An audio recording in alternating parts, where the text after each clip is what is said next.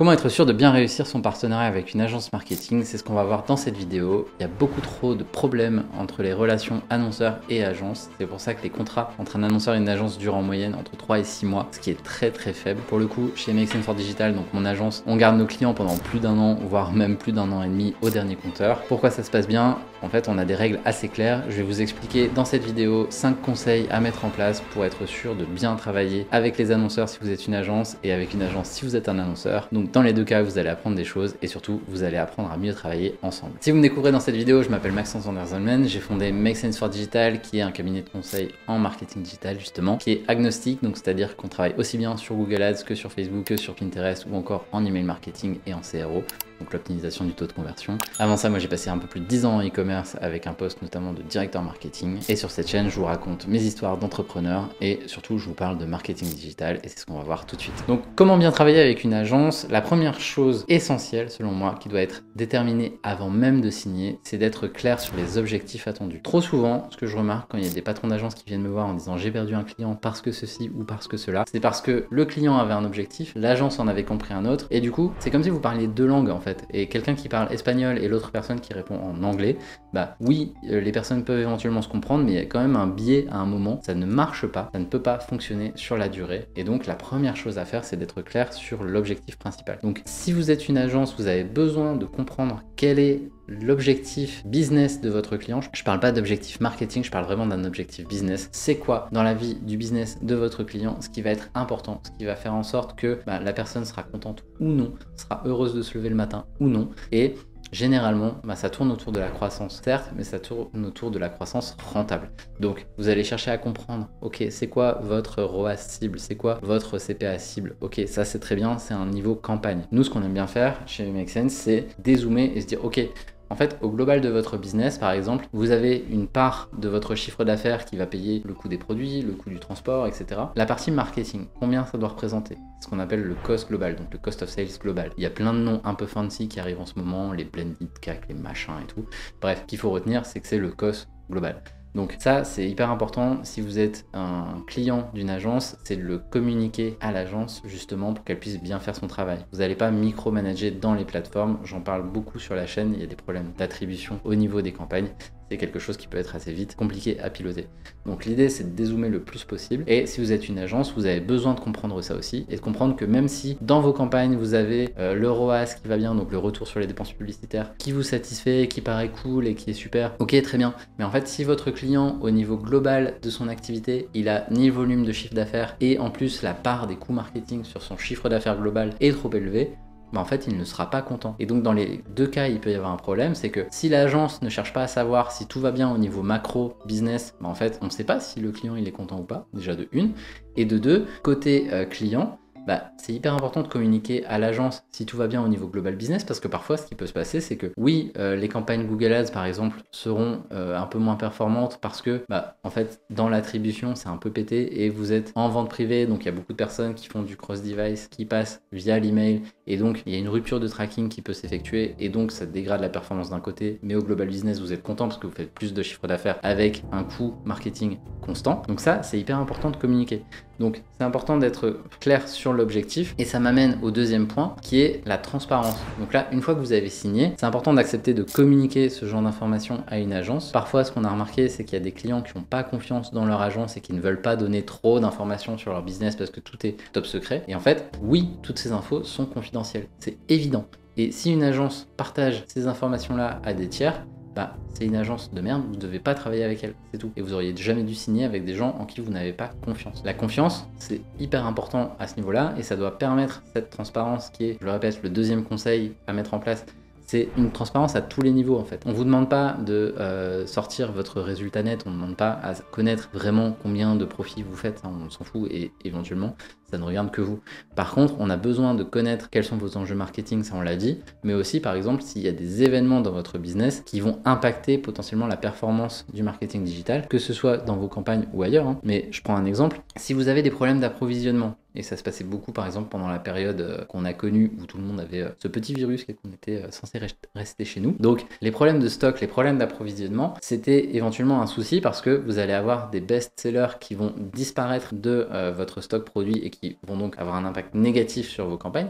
bah, si l'agence n'est pas au courant, elle peut pas adapter ses campagnes face à ce bouleversement qui arrive, et donc vous allez vous prendre ça de plein fouet, vous allez avoir une performance qui se dégrade alors que l'agence continue d'investir à balle parce que ça marche très bien, sauf que d'un coup, bam, il n'y a plus les best-sellers, donc la performance se casse la figure en moins de 48 heures, et ça aurait pu être anticipé en fait, il aurait suffi de réduire la voilure, on pouvait limite envisager d'autres stratégies. Prendre dans cet exemple-là, par exemple, si on sait, ok, on a une couverture à date qui permet de tenir 3 jours avec le stock de produits, mais tant qu'à faire, bah, autant marger plus sur les produits qui restent. Donc on va baisser la cible de retour sur investissement de ROAS pour tenir, ok, 6 jours, on va mettre 6 jours à vendre le même volume de produits, mais on les vendra avec des coûts marketing moindres et donc on aura margé plus. Donc voilà, ça c'est le genre de stratégie qu'on peut avoir quand on est en toute transparence. Je prends un autre exemple très rapide, c'est que nous on a eu le cas chez Make Sense avec un client qui avait eu des grèves à son entrepôt, qui était assez costaud, qui avait fait des grands titres dans la presse, et c'était notamment avec des syndicats qui bloquaient, qui prenaient la parole, il y avait Mélenchon qui était passé, etc. Et donc dans les termes de recherche, on retrouvait le nom du client plus grève, le nom du client plus CGT, etc. Dans les termes de recherche, bah, si on ne le sait pas, on peut payer pour s'afficher sur ces termes-là. Or, on n'avait vraiment pas envie d'aller là-dessus,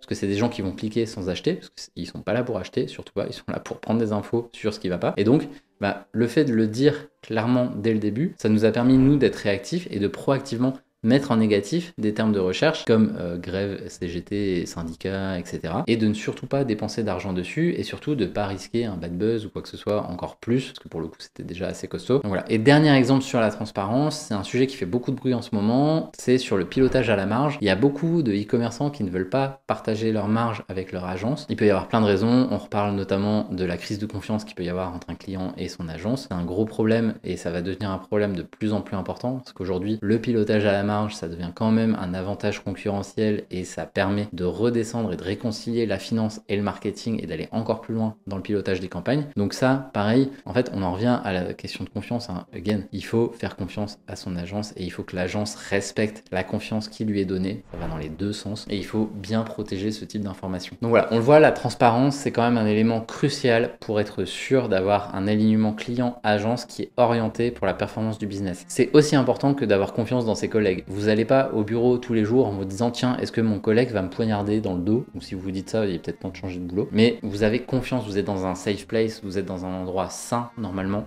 et donc vous n'êtes pas en paranoïa permanente avec votre entourage proche, vous êtes en paranoïa permanente avec le marché, avec vos concurrents, avec ce qui peut se passer dans le monde aujourd'hui.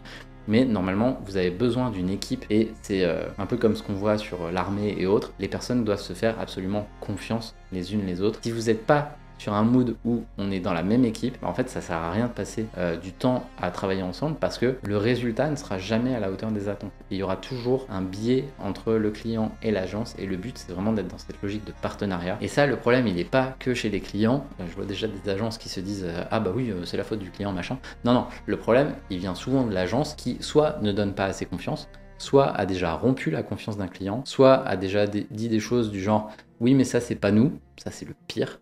Et donc cette confiance, ça se travaille, ça se gagne. Donc ça, vraiment, deuxième point, être transparent, mais ça demande à nouveau ce bénéfice de la confiance. Le troisième point, ça va être d'être focus. Donc là, c'est aussi bien valable pour le client que pour l'agence. L'idée, c'est de se focus sur une trajectoire claire. En fait, je dis souvent, on a des lunettes à double foyer quand on fait du marketing, c'est-à-dire qu'on regarde aussi bien le court terme que le moyen terme. Le long terme, on le traite différemment, ça c'est vraiment en vision stratégique, c'est pas quelque chose qu'on pilote toutes les semaines. Nous on a ce framework chez Make Sense où on bosse sur 3 niveaux, on appelle ça le think, le build et le run. Le run c'est le day-to-day, c'est le quotidien où on gère la performance des campagnes ou des emails, etc. sur une base qui est quasi quotidienne. Le build c'est la gestion de projet, donc là c'est des sujets qui prennent entre une semaine et parfois 3 mois. Et le think c'est vraiment la vue globale, donc c'est là on dézoome complètement, généralement c'est avec les CEO et les CMO. On dézoome, on fait la roadmap stratégique pure et dure et là ça s'étale sur des mois, des semestres, des années parfois et ça c'est un niveau qui ne sert à rien dans la vie de tous les jours. Donc le double foyer que doit avoir un traffic manager aussi bien chez le client qu'en agence, c'est ce côté court terme à la journée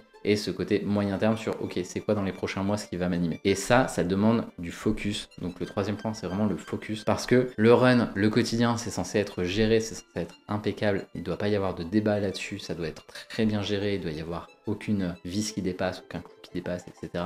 Ça doit être vraiment fluide, ce qui permet de se concentrer sur les projets. Encore une fois, si une agence ne fait pas de projet avec ses clients, bah, elle va droit à l'échec, hein. C'est un autre sujet, peut-être une vidéo d'ailleurs. L'idée c'est de se focus et donc pour être focus, il faut qu'on soit tous alignés autour de la table, autour des mêmes enjeux. Donc cette vision stratégique en sync dont je parlais, qui est à 6, 12, 24 mois, c'est censé être un peu comme notre étoile du Nord. C'est ce qui va nous diriger vers un objectif commun. Et donc, normalement, on doit être focus, c'est-à-dire ne pas changer d'avis toutes les semaines sur tel ou tel projet. Se dire, bah tiens, non, on va faire du pilotage à la marge. Ah bah non, en fait, on va piloter à la lifetime value. Et puis finalement, non, en fait, parce que c'est quand même vachement plus cool d'aller créer des campagnes sur TikTok. On n'en a jamais fait et ça a l'air marrant. Oui, mais il y a aussi la micro-influence, machin. Non. Se défocus comme ça d'une semaine sur l'autre, c'est le meilleur moyen d'aller droit dans le mur. D'un côté, on n'aura pas les résultats escomptés et de l'autre, bah, on va perdre les interlocuteurs parce qu'on n'arrivera pas à se suivre. Et le pire qu'il peut y avoir là-dessus, c'est une agence qui accepte tout ce que va dire un client, la moindre idée farfelue pour ne surtout pas vexer la personne. Donc ça, c'est une connerie, on va dire les choses. Mais surtout, le focus, c'est censé être quelque chose qui vous drive, vous créez votre chemin de fer et vous le déroulez. Normalement, vous y voyez clair. Si votre chemin est clair et bien dessiné, vous savez y aller. Si vous vous dites, ok, on va faire un plan pour piloter à la marge, bah, ok, on met ça en place. On voit comment on le met en place dans les flux. On le met surtout pas dans le data layer pour ceux qui voient ce que c'est, parce que sinon c'est public. Bref, on regarde, ok, c'est quoi les niveaux de marge qu'on a par catégorie de produit, est-ce qu'on le fait au produit, est-ce qu'on le fait à la catégorie, etc. Et ça, c'est pas quelque chose qu'on fait sur un coin de table, c'est pas quelque chose qu'on fait entre deux. Et si à côté de ça, on vient perturber en disant, ouais, mais du coup, à côté de ça, la campagne TikTok, c'est quand même vachement sexy, et puis surtout, on a une créa verticale, donc ce serait con de s'en priver, etc. Non, on se concentre, on met les efforts au bon endroit, on cherche le levier, et surtout, on se méfie du syndrome de l'objet brillant, le truc où ce qui est nouveau, aura toujours un déclencheur qui fait plus d'excitation, plus d'adrénaline dans le cerveau des gens. Et le rôle aussi bien du client que de l'agence, hein, c'est plus un rôle individuel qu'on doit avoir soi, c'est de savoir dire, ok, est-ce que c'est vraiment une bonne idée de faire ça alors qu'on est en train d'avoir ce gros projet qu'on pense être transformatif et game changer? Je ne pense pas. Donc la meilleure chose à faire, si on veut pas vexer les gens, parce que parfois c'est pire que ça, c'est l'agence qui a ce genre d'idée, hein, je jette pas la faute sur le client, c'est des individus qui font ça, on est tous des humains. Et la meilleure chose à faire, c'est de dire, ok, on a une idée, tu dis que faire des campagnes sur TikTok, ce serait quand même vachement bien, très bien. Ce qu'on va faire, c'est qu'on va noter ça sur un petit papier, tu vas noter les pour, les contre, et surtout pourquoi ce serait plus important que les projets qu'on a actuellement. Okay. On fait une fiche projet. Une fiche projet, c'est pas sexy parce que ça crée de la friction, ça crée de la latence. C'est de la friction qui est volontaire. Pourquoi? Parce que cette fiche projet, elle demande des efforts à la personne qui a eu l'idée. Et donc généralement, les gens ont beaucoup moins d'idées quand on leur demande de faire une fiche projet parce que ça leur demande du travail. Et les gens n'aiment pas forcément travailler plus, surtout si c'est sur une idée à la con. Donc cette fiche, elle est là pour se temporiser, elle est là pour se calmer, se canaliser. Donc cette fiche, elle est nécessaire et ce qu'on dit, c'est ok, tu as une idée, tu vas aller bosser pendant une semaine et tu reviens nous présenter ça et tu nous diras si c'est toujours une bonne idée ou pas. Dans 3 cas sur 4, ce sera une mauvaise idée, la personne, elle aura abandonné d'elle-même. Dans un cas sur 4, la personne, elle pense vraiment qu'il y a quelque chose et que c'est plus important que ce qu'on avait validé tous ensemble et donc elle va présenter quelque chose. Et là, on décide si c'est une bonne idée ou pas et si on remet en cause la roadmap projet ou non. Mais au moins, ça permet de garder ce focus qui est le point central qui doit nous animer au quotidien. Pourquoi? Parce que c'est ce qui va permettre d'être transformatif pour le business, en complément, je le dis à nouveau, d'une gestion courante qui doit être impeccable. C'est-à-dire que si vous avez votre maison qui crame, bah, vous n'en avez rien à faire de refaire la salle de bain ou la cuisine parce que c'est en train de cramer. Donc le run, la gestion quotidienne, c'est quelque chose qui est impondérable, c'est courant, ça doit être maîtrisé. Et au-delà de ça, ok, on se dit, on refait la cuisine, ok, on refait la salle de bain. Mais cette notion-là, on se dit pas, on refait la cuisine, la salle de bain, le garage, la toiture, le machin. Donc cette fiche projet, elle va permettre de canaliser ce focus. Et les meilleures marques, en tout cas moi c'est ce que j'ai remarqué quand j'étais chez Tikamoon et que ça marchait bien par rapport à nos concurrents, c'est que eux testaient plein de choses dans tous les sens. Nous on testait plein de choses mais de manière cadrée. Donc on testait, on avait une roadmap de test, on avait une roadmap projet avec cette notion de ok, c'est quoi le KPI que je veux transformer, c'est quoi les attentes de mon test, c'est quoi les attentes de mon projet, et on fait une phase d'analyse. Ça demande d'aller regarder les chiffres, ça demande de vérifier qu'on a fait du bon travail ou pas, et pas juste de dire ah ce projet il était cool parce que on s'est bien marré. Ça on s'en fout en fait. C'est mieux si on le fait dans la sympathie, mais il y a des projets qui sont douloureux, il y a des projets qui sont longs, mais où on est content de l'avoir fait parce que le chiffre d'affaires a augmenté, parce que les dépenses ont baissé et le chiffre d'affaires a augmenté, ça c'est bingo, ou parce qu'on a trouvé des nouveaux viviers de croissance. Donc c'est important de se poser et d'avoir cette roadmap de projet, et ça demande du focus à nouveau. Donc troisième conseil, vraiment le focus. C'est quelque chose qu'il faut jamais oublier dans cette relation client-agence. Le quatrième conseil, c'est d'être prêt à accepter le débat, et c'est vrai pour les deux. À nouveau, client et agence doivent être prêts à débattre. Il n'y a personne qui a toute la vérité, il n'y a personne qui est Dieu, il n'y a personne qui est brillantissime au possible, il faut être prêt à débattre. Ce qu'on remarque, c'est que parfois, il y a un client qui va imposer sa vision à l'agence, qui va imposer d'aller par exemple sur cette campagne TikTok dont j'arrête pas de parler, et l'agence sait très bien que c'est une mauvaise idée, mais le client va sortir un peu le call comme ça, il va dire hey, c'est moi qui te paye, tu fais ce que je dis. Okay. Et l'agence elle sait très bien que c'est une très mauvaise idée, mais elle n'ose pas le dire parce qu'elle a peur de perdre le contrat. Ça c'est une connerie, ça peut être aussi révélateur d'un client toxique avec lequel il faut pas travailler. Nous on refuse des clients dès qu'on sent qu'il y a un peu de toxicité là-dedans. Pourquoi? Parce qu'en fait le client il va perdre de l'argent, il va perdre du temps, et nous, on va perdre en santé mentale, on va perdre en crédibilité, puisque comme le client va nous imposer ces choses, bah nous, on sera purement en opérationnel. Et en opérationnel, où on n'a pas décidé de la stratégie, ou en tout cas, on n'a pas eu notre mot à dire là-dessus, c'est une très mauvaise idée, c'est un très mauvais combo.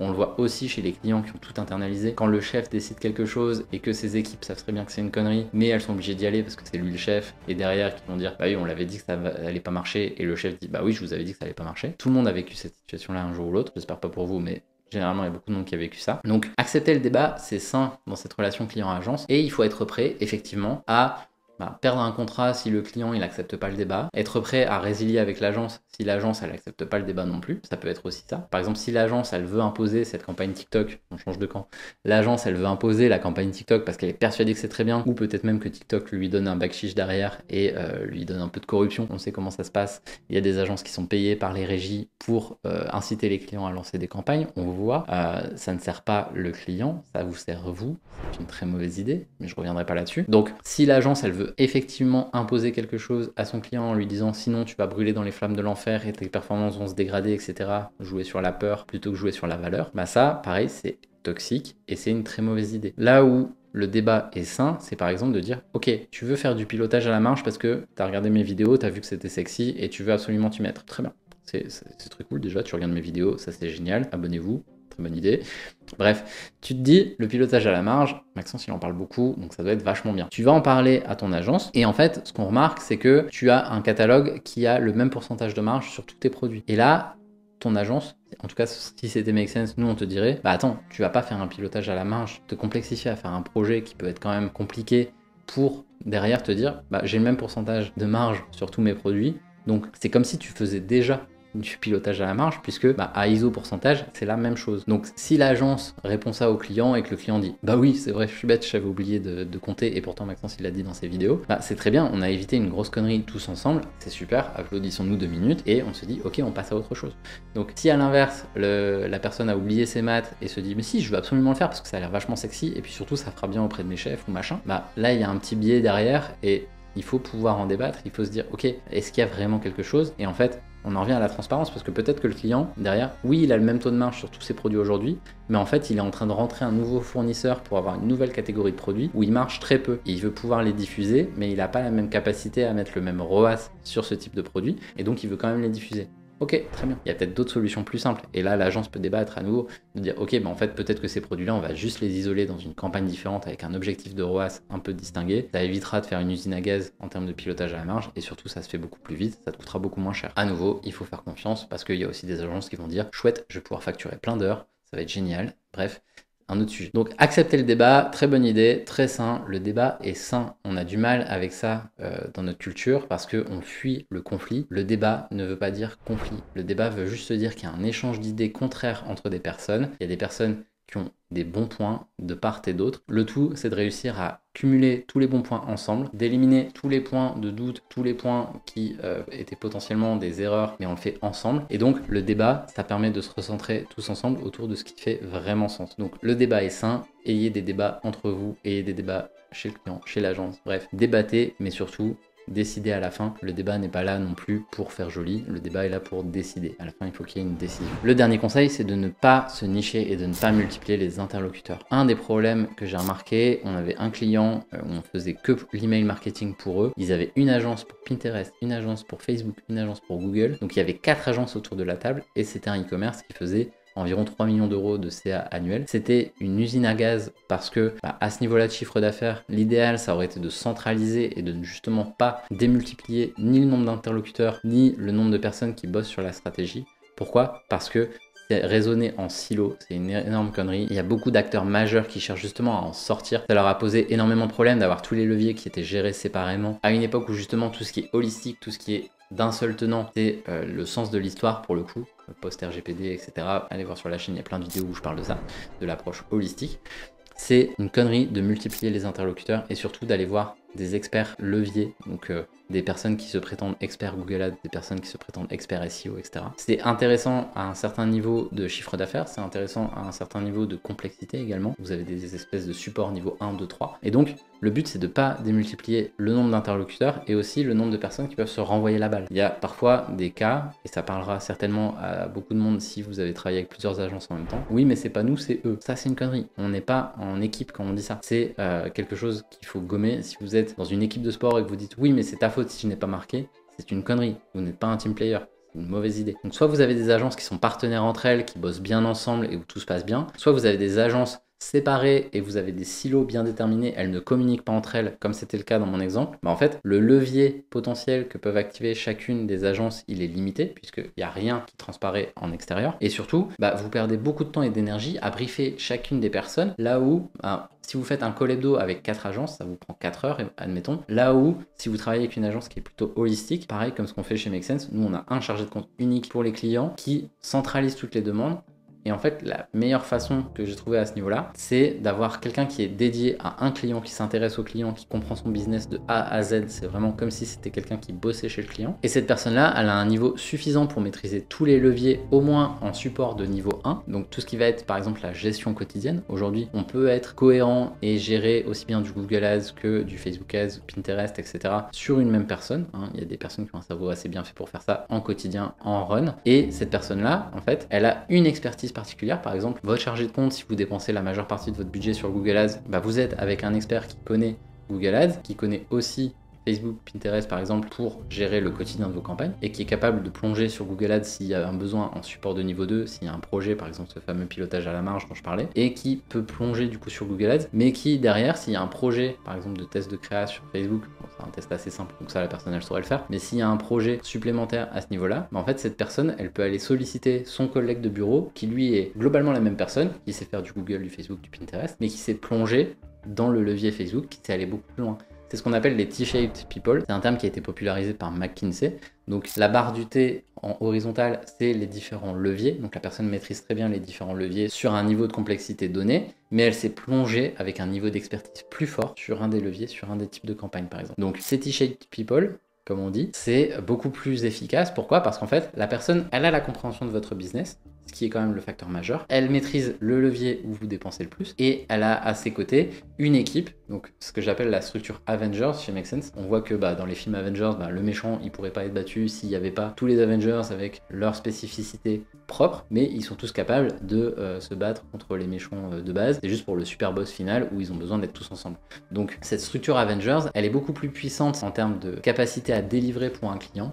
Et c'est quelque chose qu'on perd énormément quand on va se nicher. Par exemple, si vous avez quelqu'un qui est que sur Google Ads, ça crée des biais potentiels qui sont assez forts. Par exemple, si vos campagnes Google ne marchent pas, la personne ne va jamais se remettre en question. Si vous avez une agence Pinterest Ads, je prends souvent cet exemple-là, et que Pinterest n'est pas du tout adapté à votre business, et pourtant l'agence ne fait que du Pinterest Ads, donc en fait, si vous arrêtez de mettre du budget sur Pinterest, le contrat avec l'agence s'arrête. Donc si c'est le cas, l'agence n'a aucun intérêt à vous dire ça ne marche pas, on arrête là. Et ce qu'on remarque, c'est qu'il y a beaucoup d'agences qui vont essayer de tirer la corde jusqu'au bout, d'essayer de vous tirer quelques mois supplémentaires. Ça va vous faire perdre du temps, de l'argent et du délai. Donc je distingue le temps et le délai. Le temps, c'est ce que ça vous prend au quotidien. Le délai, c'est ce laps de temps, par exemple de 2 mois où l'agence a réussi à tirer le contrat. Vous n'allez pas forcément faire autre chose et vous allez continuer à investir dans un levier qui ne sert à rien. Vous allez investir du temps, de l'argent et de l'énergie. Donc ça, c'est une connerie de passer par des agences de niche à une époque où ça n'a plus aucun intérêt. Donc vraiment, vigilance à ce niveau-là. Essayez de dézoomer le plus possible. Aujourd'hui, les enjeux marketing se décident à un niveau stratégique, à un niveau projet et moins à un niveau run. Vous avez moins besoin d'experts métiers qu'avant. Il vous en faut, mais vous avez plus besoin d'une équipe en mode Avengers qu'autre chose. Et si vous avez une équipe avec que des Iron Man ou que des Thor d'un côté, ça marchera pas. si c'est un méchant qui est beaucoup trop fort pour vous, et si votre concurrent est beaucoup trop fort pour vous, si le marché est trop fort pour vous, etc. Donc cette structure Avengers, que vous soyez en agence ou chez le client d'ailleurs, je vous invite à l'adopter. C'est un thème qui est assez fort, et même vous, en termes de marketing, si vous vous dites non mais moi en fait je suis un enfant de Google, je ne fais que Google, bah non, en fait ouvrez-vous aussi au reste, essayez de développer votre barre horizontale du T, comme je disais, essayez de vous ouvrir aux autres canaux pour au moins les comprendre, pas forcément les gérer, mais au moins les comprendre. Pourquoi? Parce que ça va vous débloquer les chakras et ça va vous permettre de comprendre un peu plus facilement les passerelles qu'il peut y avoir entre les différents leviers. Donc aujourd'hui, on sait que les utilisateurs sont cross-leviers. Un utilisateur va aller sur Google Ads, il va être retargeté sur Facebook, il va cliquer sur un email. Si vous vous dites non mais moi je m'intéresse vraiment que à Google, bah, vous passez à côté d'infos qui sont essentielles. Donc très mauvaise idée de se nicher, très mauvaise idée de bosser avec des agences de niche. Donc voilà, c'était le dernier conseil. Pour moi, c'est un des plus importants, juste derrière la transparence. C'est vraiment les deux conseils majeurs, on va dire, même si les 5, je les aime beaucoup. Et je trouve qu'ils sont assez cohérents les uns avec les autres pour être sûr de bien réussir sa relation client-agence. Donc le 5e, il me tient particulièrement à cœur parce que c'est quelque chose qui va arriver massivement en Europe. C'est déjà le cas aux États-Unis, il y a de moins en moins d'agences de niche. La plus grosse agence Google Ads, elle a arrêté de se nicher. Donc voilà.